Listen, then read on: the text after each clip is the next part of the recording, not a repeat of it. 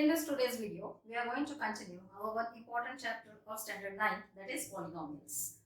In our first video, I have explained you what is the value of polynomial and zero of the polynomial.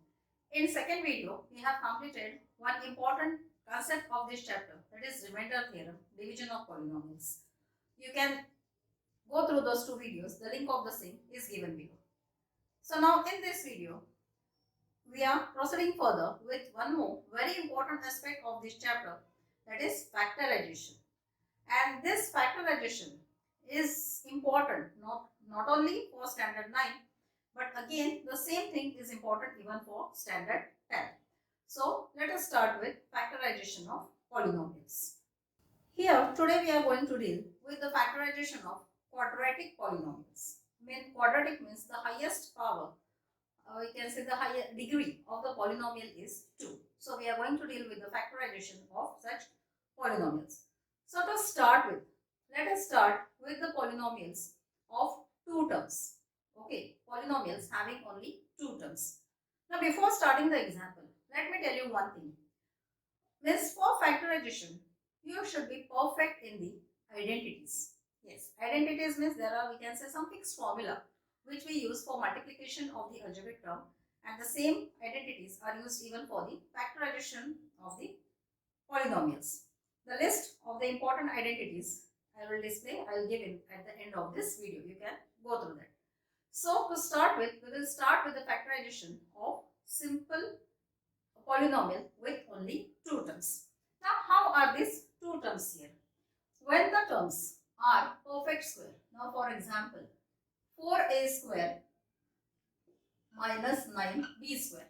Now if you have a look at these terms, 4a square is perfect square and 9b square is also a perfect square term. Now here when we have 2 terms which are perfect square, the sign in between it should be minus. Then we have one ready-made identity to factorize this. We know the identity a square minus b square is a plus b into a minus b. So what we have to do here, 4a square minus 9b square. Now 4a square is square of which term? It is square of 2a, and 9b square is square of 3b. So now a square, our a is 2a, b square, b is 3b. So what we have to do? Just we have to place them into brackets in this format, a plus b into a minus b. So this is equal to, let us put equal to sign here, 2a plus 3b into 2a minus 3b. So this is one simple example based on this identity. Now this identity we can even apply for the terms. If the terms in this given polynomial, if they are fraction type of terms, let us see how we can factorize that polynomial. Now let us see one more example. 4p square upon 9 minus q square upon 25. Same identity we are going to apply even to factorize this. See, now we know the identity, that is a square minus b square is a plus b into a minus b. Now 4p square upon 9 minus q square upon 25. 4p square upon 9, it is square of 2a upon 3, and q square upon 25, it is square of q upon 5. Now what we have to do? Just place it in this format, a plus b into a minus b. Here our a is, sorry, it's not a, it's p. P upon 3 plus q upon 5, and second bracket 2p upon 3 minus q upon 5. Now here I always suggest my students that you write the identity which you are using for the particular factorization. for each and every sum, even for multiplication of polynomials and for factorization of polynomials, always write the identity which you are going to apply for that particular sum. So this is one more example which is based on this identity. Let us proceed further to the next identity. Now let us see the factorization of the polynomial with three terms. X square plus 12x plus 36. Now whenever we have the polynomial of three terms to factorize, observe the polynomial first. Here first term and last term are perfect square. So for such cases, we have the identity a plus b whole square or a minus b whole square. So which identity we have to apply there, it depends on this side. First we have to check whether the middle term fits in that identity or no. Now how to check that? See, here a square plus 2ab plus b square. Now here this is x, this is 6. Write these terms here, x and 6. A square plus 2ab plus b square. 2 into x, 2x into 6, 12x. Yes. So now here we can use the identity a plus b whole square, which is a square plus 2ab plus b square. So our x square plus 12x plus 36, this is equal to, we have to write just this x plus 6 whole square. Finished. Now let us see one simple example with minus sign in between. Let us say this example, 4x square minus 20xy plus 25y square. Here first term and last term, they are perfect square. Now let us see whether the middle term fits in the format or no. That compulsorily we have to check. Why? I will tell you with giving one more example.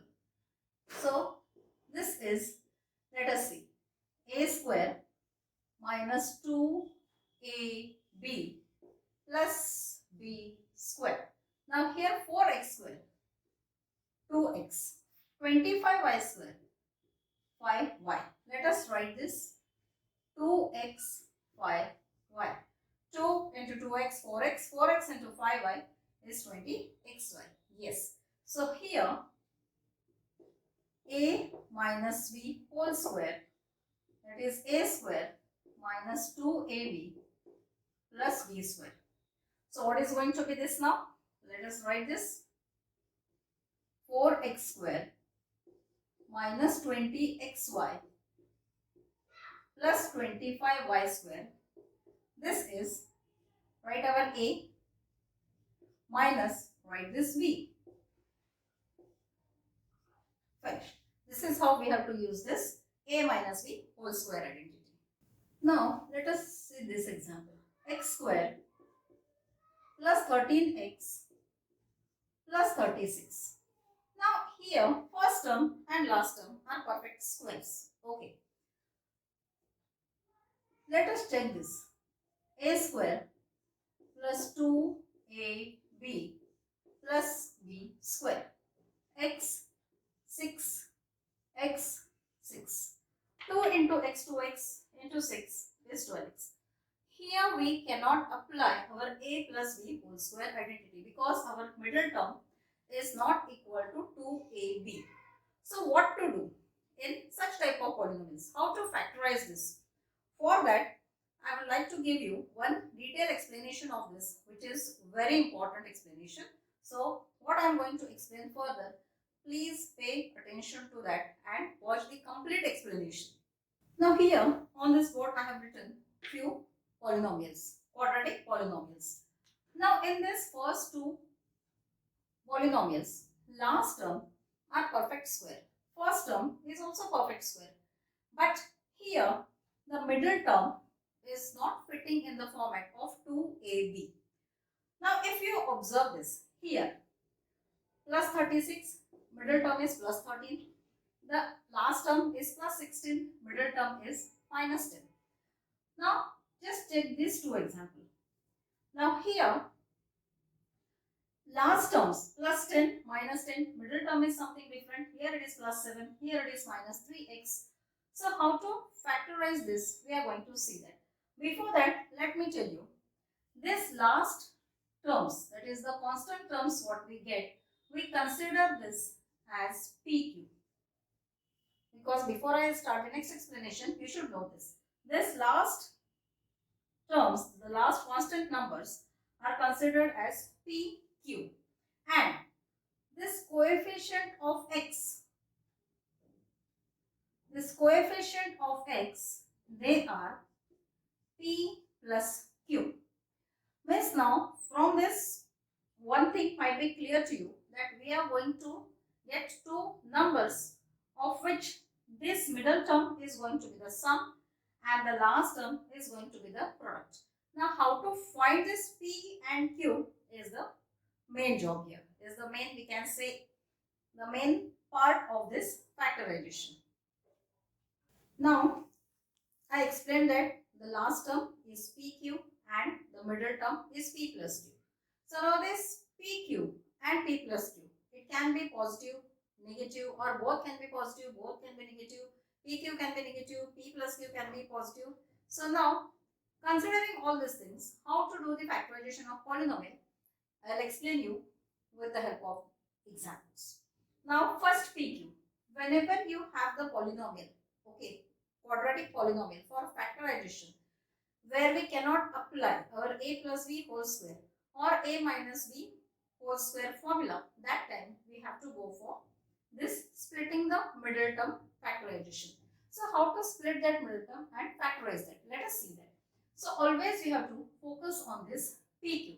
First you have to see what is the product, whether it is positive or negative. First you have to check that and then proceed to P plus Q. If this PQ, if it is positive, then check what is this P plus Q. Now this P plus Q can be positive or negative. Now here I have written sum and here I have written difference. Now what is the meaning of this? Now PQ, P plus Q, these are some numbers. The numbers which gives you the product and which gives you the sum. So whenever your PQ, whenever the product of two terms, when it is positive, you have to look out for the two numbers whose product is this and sum is this P plus Q. Let this P plus Q be positive or negative. Means don't bother whether it is plus 10 or minus 10, whether it is plus 7 or minus 7.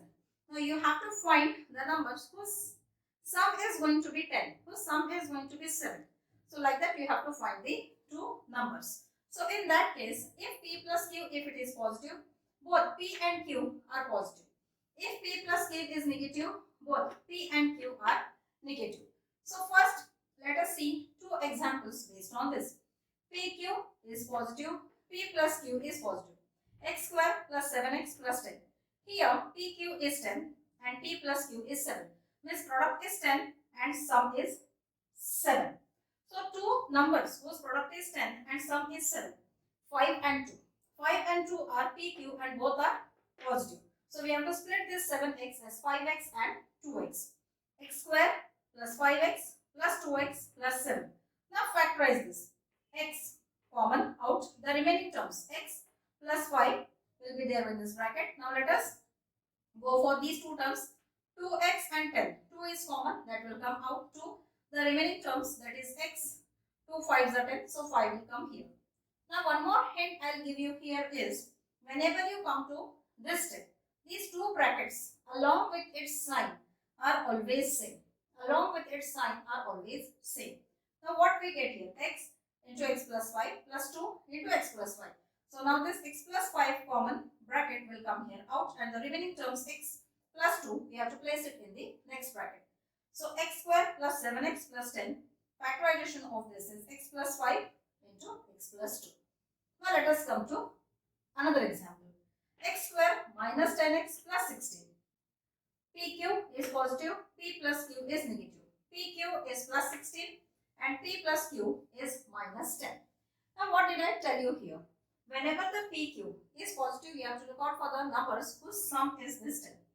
Now 8 and 2 are the two numbers whose product is 16 and sum is 8. But as this P plus Q, as this is negative, our numbers are minus 8 and minus 2. So this minus 10, we have to split it as minus 8 and minus 2. So x square minus 10x plus 16 becomes x square minus 8x minus 2x plus 16. A common term from this x square minus 8x, x will come out, x minus 8 minus 2x plus 16, minus 2 will come out, x minus 8. Now as minus sign is out of the bracket, plus becomes minus. And how to check whether your this factorization is correct or not? Now how to check that? Just check, multiply this, x into x, x square, x into minus 8 minus 8x, minus 2 into x is minus 2x, minus 2 into minus 8 is plus 16. So like that, just in a second, you can even cross verify whether you are going it in the right way or no. And one more thing I told you, that these two brackets are always same. 99.9% students never go wrong in this first factorization, of this first part. And they get confused only when minus sign comes out. So I always tell them that this sign comes here and these two brackets are always same. So this one hint you have to always remember when you go for such type of factorization.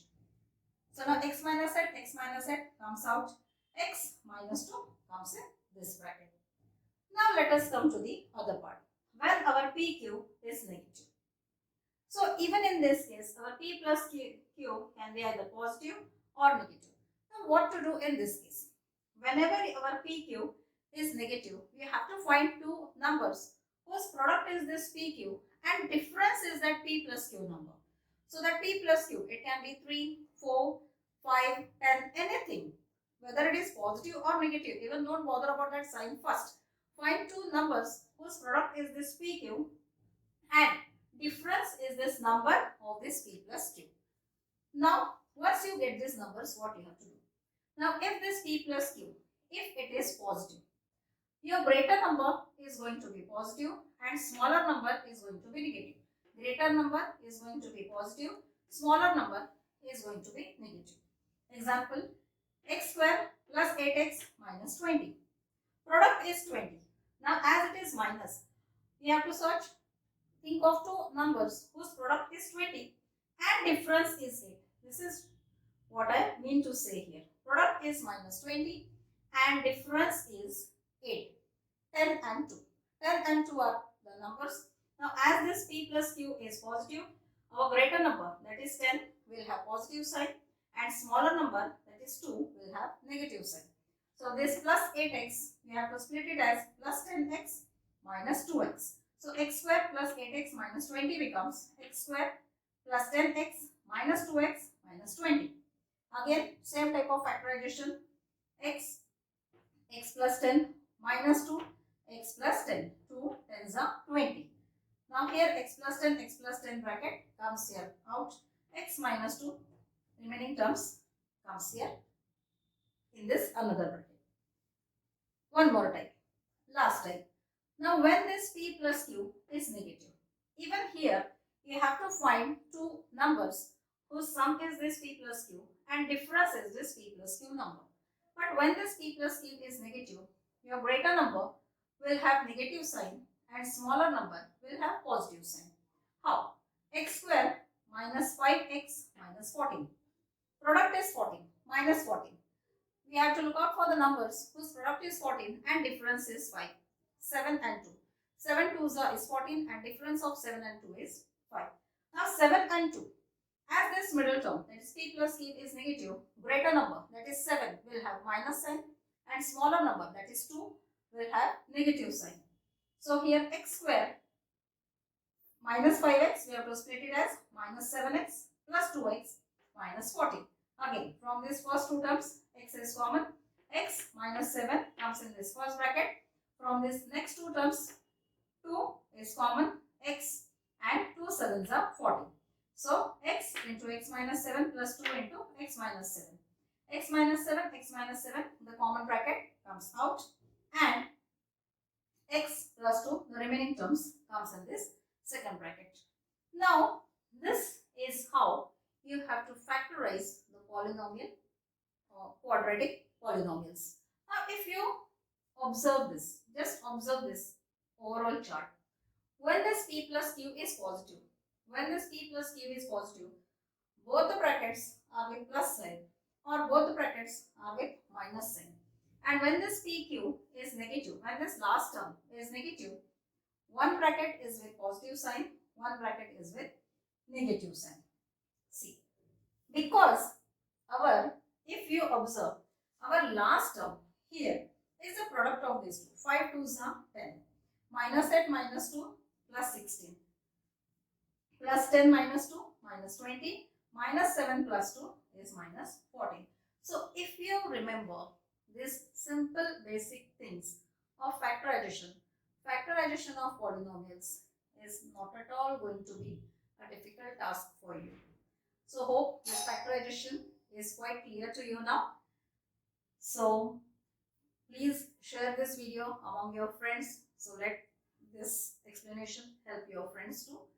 And thank you so much for watching this video, and be in touch for our upcoming useful videos. Thank you, students.